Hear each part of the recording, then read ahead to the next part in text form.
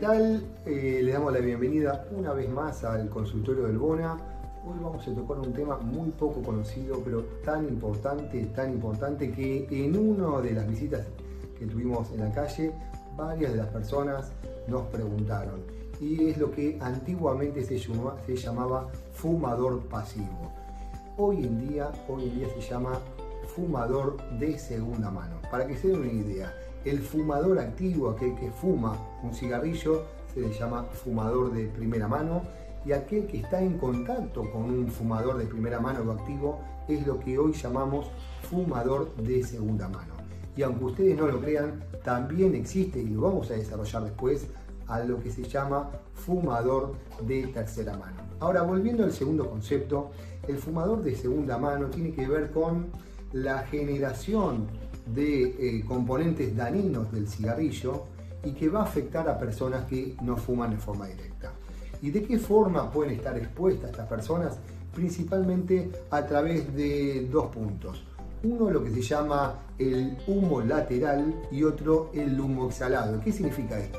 El humo lateral es aquel humo que sale directamente del cigarrillo o de la pipa de lo que se esté fumando. Ese es el humo que una persona que no la está fumando puede inhalarla en forma directa. Y después estamos hablando del otro tipo de humo, que es el humo exhalado, donde el humo ya pasó por los pulmones y se exhala, y ese humo también puede llegar a tener componentes dañinos para el organismo.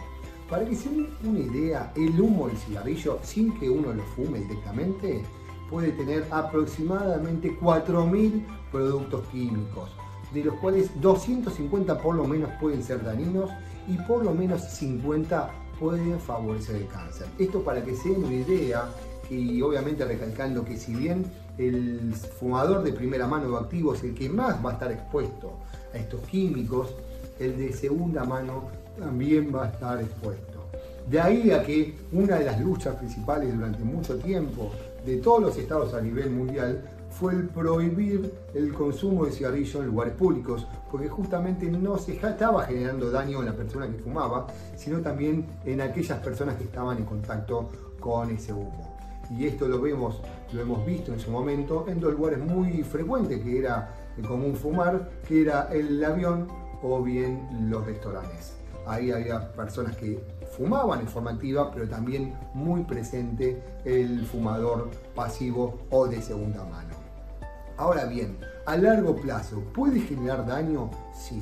Hay estudios que han demostrado que aquel que es un fumador de segunda mano puede tener cardiopatías como el de fumador de primera mano, o puede tener compromisos respiratorios o incluso favorecer enfermedades oncológicas como aquel que es un fumador activo. Por lo tanto, si bien en menor medida, el fumador de segunda mano también está en riesgo de padecer los efectos nocivos del cigarrillo. ¿Puede tener alguna afección en lo que es los niños, los neonatos? Sí, también el cigarrillo de segunda mano ha demostrado ser perjudicial, favoreciendo principalmente en la mayor afección y en mayor infecciones respiratorias en los chicos. Por otro lado, existe lo que se llama la muerte súbita del lactante, que es una muerte súbita en los bebés en los primeros meses de su vida, sin una causa aclarada, pero sí bien se sabe que está asociado a familias que fuman dentro del ámbito donde está el bebé.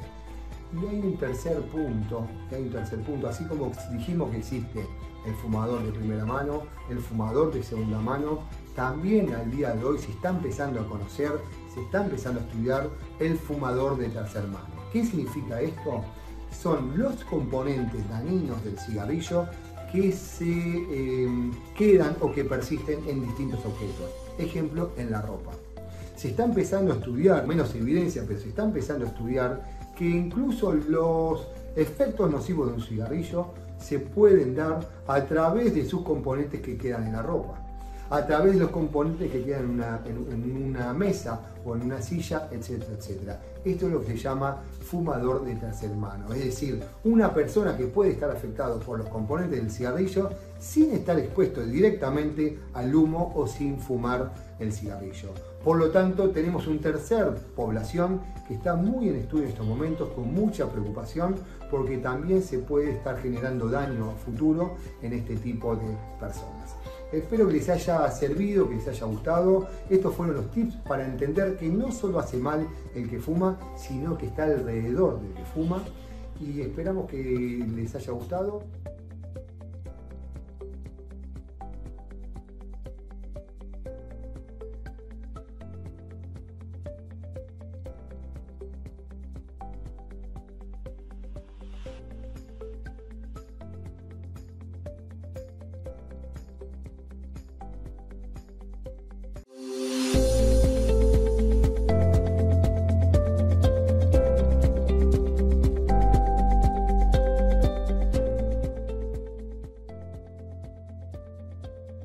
Hola, ¿qué tal? Le damos la bienvenida una vez más al consultorio del Bona.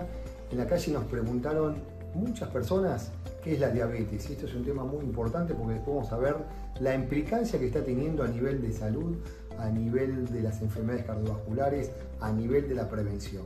Lo primero que tenemos que entender de la diabetes es que el problema de la diabetes tiene que ver con una mala utilización del cuerpo, un mal comportamiento del cuerpo con el azúcar. Normalmente, ante ciertas situaciones, y si hay mucha azúcar en sangre, la insulina, que es una de las hormonas que controlan la cantidad de azúcar en sangre, aumenta y por lo tanto logra que ese azúcar en exceso se redistribuya en los distintos órganos del cuerpo y baje la cantidad de azúcar en la sangre. Ahora, cuando tenemos un problema en la insulina porque falta la insulina, como la diabetes tipo 1, o bien cuando hay insulina, pero esa insulina no puede actuar bien, y es lo que se llama resistencia a la insulina, estamos frente a lo que llamamos diabetes tipo 2. Hoy vamos a desarrollar esta segunda alternativa, que es la diabetes tipo 2, que es la más frecuente en la población adulta en Argentina. Para que se den una idea del impacto que tiene en Argentina, allá por el año 2013, en la encuesta nacional de factores de riesgo, se estimaba que entre el 9 al 10% de la población adulta tenía diabetes. Al 2018, 5 años después, el porcentaje de personas adultas con diabetes llegaba al 13%, o sea, casi un 50% más. Y hoy, a 6 años de esa última encuesta, que pronto van a estar los valores de esta nueva encuesta, ya se está estimando que puede estar rondando aproximadamente entre el 18 y el 20% de la población adulta con diabetes tipo 2.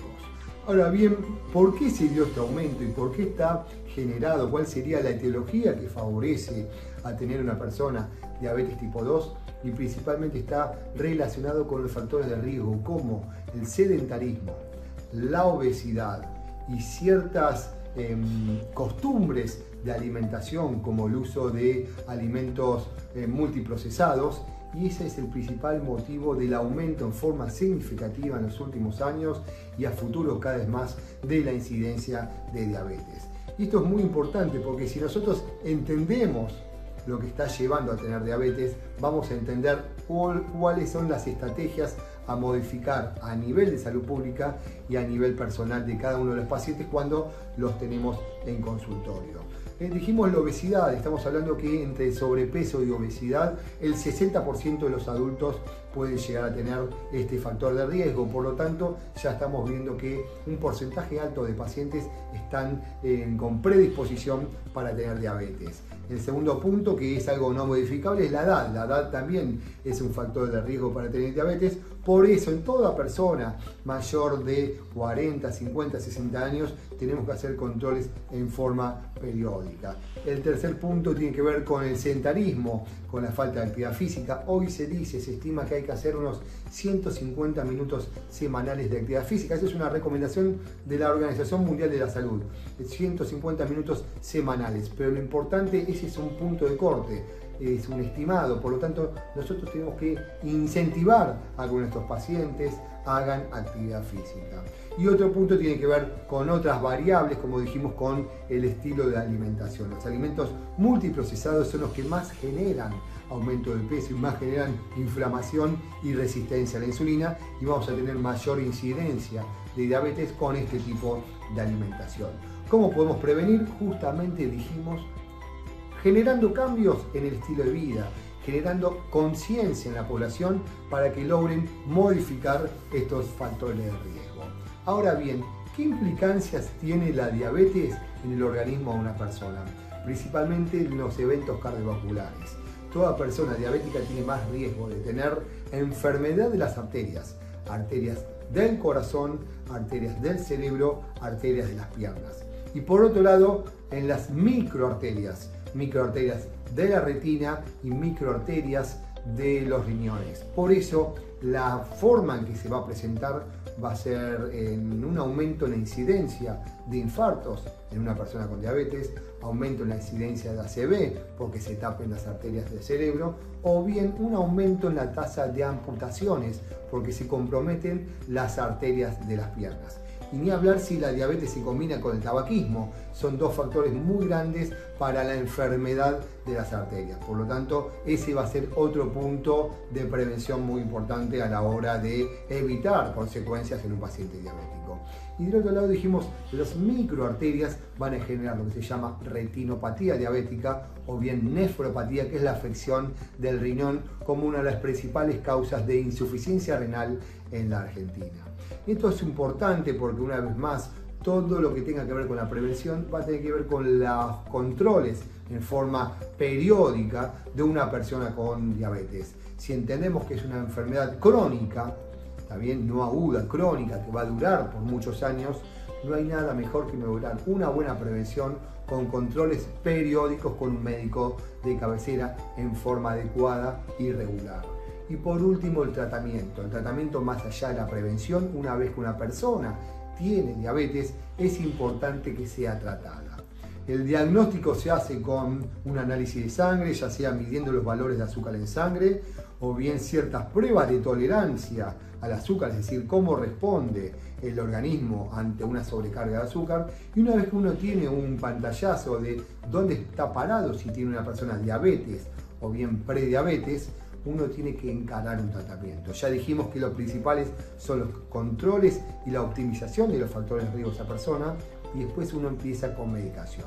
La medicación va a estar apuntada a descender los valores de azúcar en sangre en ayuna y durante el día. Inicialmente hay una gran variedad de medicamentos que se utilizan por boca, por vía oral, y llegada a ser necesario más medicación y no ser suficiente este tipo de medicamentos, o tener valores muy elevados de azúcar, se puede optar por el tratamiento con insulina, ahí en forma mucho más individualizada cada persona con distintos tipos de insulina. Así que bueno, esto es un poco lo que les quiero transmitir, que es una enfermedad crónica, que hay distintos tipos de diabetes y que si uno hace bien las cosas y se controla bien y se hacen controles rutinarios para descartar compromiso de los órganos del cuerpo, una persona va a vivir muchos años con la diabetes controlada en forma crónica.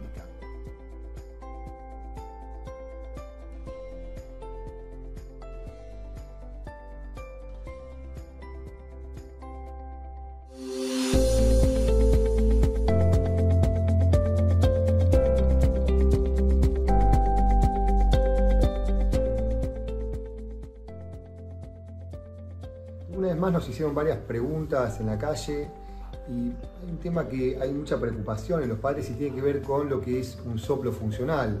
Más de una vez hemos escuchado que el médico plantea que el hijo, el paciente tiene un soplo y el padre se va con mucha ansiedad, con muchos miedos. Por eso hoy te queremos explicar, te queremos comentar algunos tips para que puedas entender que cuando hablamos de soplo funcional no tenemos que preocuparnos.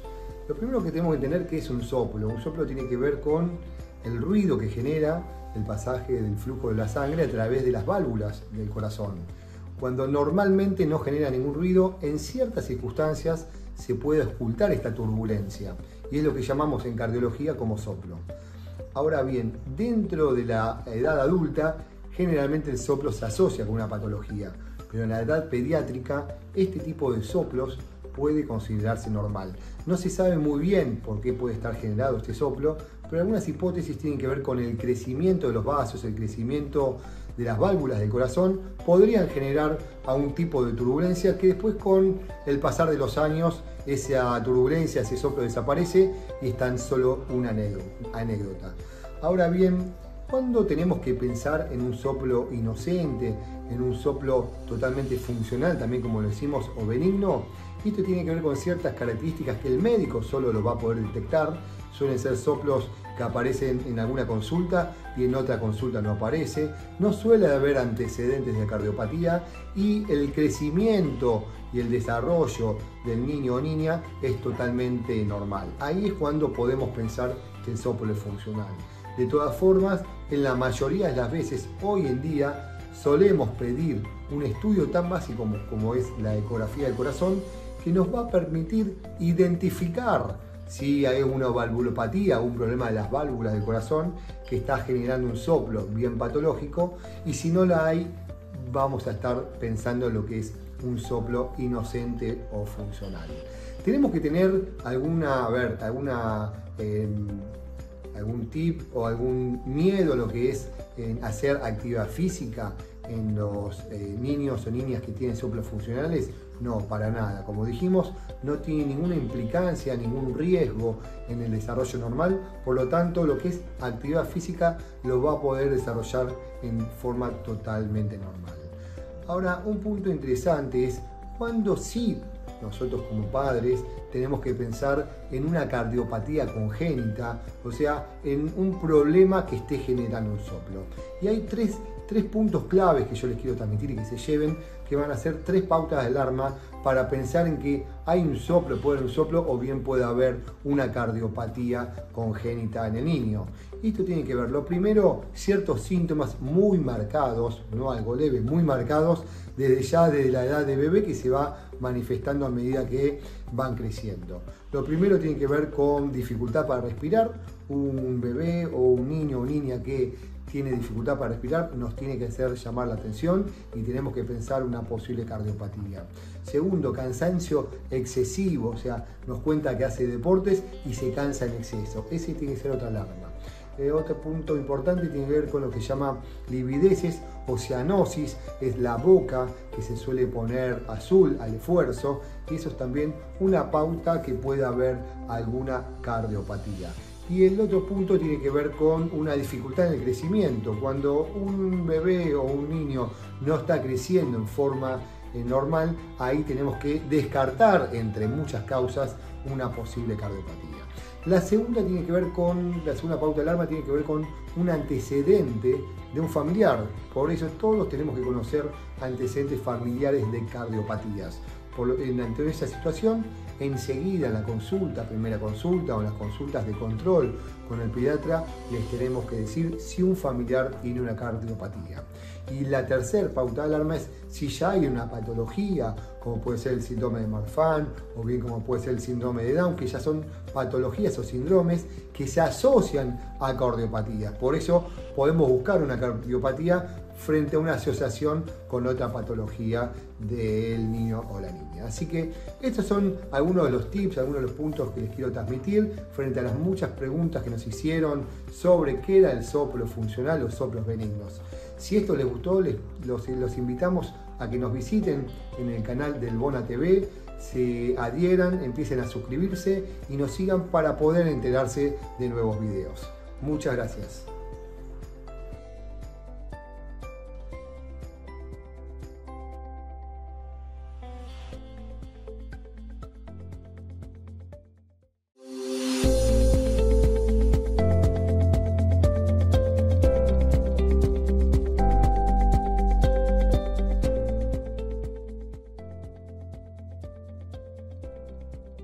Hola, ¿qué tal? Les damos la bienvenida una vez más al consultorio del Bona.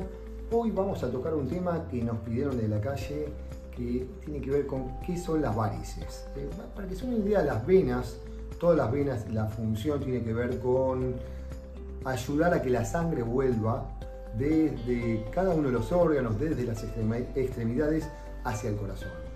Y obviamente esto muchas veces cuando uno está parado, esto va en contra de la fuerza de gravedad y las venas tienen unas pequeñas compuertas o válvulas que ayudan a que la sangre no vuelva hacia abajo. Ahora, en ciertas situaciones estas válvulas empiezan a enfermar, empieza a hablar y a aparecer lo que se llama la insuficiencia venosa y las venas que normalmente tienen un diámetro chiquito se empiezan a dilatar. Y cuando se dilatan aparecen lo que llamamos las varices y que generalmente van a tener síntomas y signos. Por un lado va a tener una cuestión estética que tiene que ver con las venas dilatadas, uno se va a ver las piernas, que es la localización más frecuente de las varices, y se va a ver las venas dilatadas, como si fuesen tubitos a nivel de las piernas. Por eso hay un lado estético de esta patología que no es menor.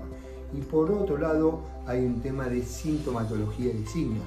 Los pacientes van a referir que presentan síntomas, que presentan alteración de la calidad de vida. Por eso la importancia y por eso muchas personas nos han preguntado qué son y qué tenemos que hacer. Los síntomas principalmente tienen que ver por un lado que uno va a ver estas venas dilatadas, las puede ver a veces incluso de alguna coloración azulada. Por otro lado va a haber una sensación de pesadez, principalmente al final del día. Una persona que estuvo mucho tiempo parada va a decir: al final del día tengo sensación de pesadez y dolor en las piernas y muchas veces cuando me acuesto. Por otro lado puede haber molestias tipo calambres, no solo pesadez sino también se puede manifestar por calambres, o bien hinchazón al nivel de los tobillos. Estos son los principales síntomas y signos que una persona con varices va a tener y es muy frecuente en el día a día que algún vecino o algún amigo nos comente este tipo de síntomas o signos. Por eso el saberlos los podemos ayudar a que se alerten y consulten por posiblemente presentar varices. Ahora, ¿sabemos cuál es la causa, cuál es la etiología de las varices? Al día de hoy no hay una clara definición, una clara hipótesis, pero sí lo que se sabe es que hay cuestiones con la edad. A mayor edad, mayor riesgo de varices. Una cuestión genética. Es claro, cuando los padres tienen varices, los hijos tienen mayor predisposición a tener varices. Las mujeres tienen mayor predisposición que los hombres, por otro lado, y el embarazo es un claro predisponente a tener varices. Esto tiene que ver con el aumento de la presión a nivel del abdomen, genera una mayor dificultad del retorno de la sangre de las venas a las piernas, se agrandan, fallan y a futuro quedan más varices presentes. Y por último, dos puntos no menores que tienen que ver con el peso. El sobrepeso, la obesidad es un claro predisponente justamente por algo similar, la dificultad de la sangre para volver hacia el corazón. Y el último punto, el sedentarismo. Cada vez que contraemos los músculos, cada vez que hacemos actividad física, los músculos comprimen a las venas y ayudan a que la sangre vuelva al corazón. Entonces, si estamos frente a una persona sedentaria, esa contracción de los músculos es menor y está menos favorecida el retorno de la sangre hacia el corazón y mayor aparición de varices. ¿Cómo podemos prevenir las varices? Principalmente entendiendo estos predisponentes. Por lo tanto, si podemos tener hábitos de vida saludable, si podemos hacer actividad física en forma regular, si podemos mantener el peso en forma adecuada o bajar de peso, si estamos frente a un sobrepeso o obesidad, vamos a tener menos varices. Trabajar de pie o sentado hay un predisponente, por lo tanto tratar de evitar estar mucho tiempo parado, justamente para evitar la aparición de varices. Y bien, hay algo importante, que para prevenir las varices se podrían utilizar ciertas medias de descanso o de compresión. Son medias que ajustan más a nivel del tobillo que a nivel de la rodilla. Entonces, una persona que está muchas horas de pie, muchas horas paradas, podría utilizar estas medias para prevenir las varices. En cuanto al tratamiento, que esto nos preguntaban, hay que hacer láser, hay que hacer cirugía. Bueno, hay un montón de alternativas que eso sí se va a tener que definir en forma individual con cada uno de los pacientes, junto con un especialista que es el flebólogo, pero sí sabemos que hay una serie de tratamientos que son para todas las personas el mismo. Por el primer punto, si dijimos que la sangre le cuesta volver hacia el corazón, al acostarnos las piernas podemos mantenerse elevadas poniendo una almohada debajo del colchón o bien elevando en la cama. De esta forma logramos que la sangre esté favorecida a su retorno al corazón y disminuye esa presión o compresión que se está generando por las varices. Por otro lado, hacer ejercicio es parte del tratamiento. Bajar de peso no solo es prevención, sino que es parte del tratamiento. Si fuman, hay que dejar de fumar porque también está relacionado con las varices, y evitar las ropas ajustadas, porque justamente si es muy ajustada la ropa, dificulta el retorno de la sangre en las varices. Entonces, estos son algunos tips de una persona que tiene varices, pero sepamos que cada persona puede ser individualizada con algún tipo de tratamiento, ya sea quirúrgico o bien láser, buscando eliminar esas venas que están dañadas y que están generando insuficiencia y que están generando la dilatación y las varices posteriormente. Bueno, estos fueron algunos tips para que puedan entender y poder de alguna forma actuar para prevenir y para tratar las varices. Si les gustó el tema, los invitamos a que nos visiten en nuestro canal del Bona TV, se suscriban para poder enterarse de nuevos videos que subamos próximamente. Muchas gracias y nos vemos en la próxima.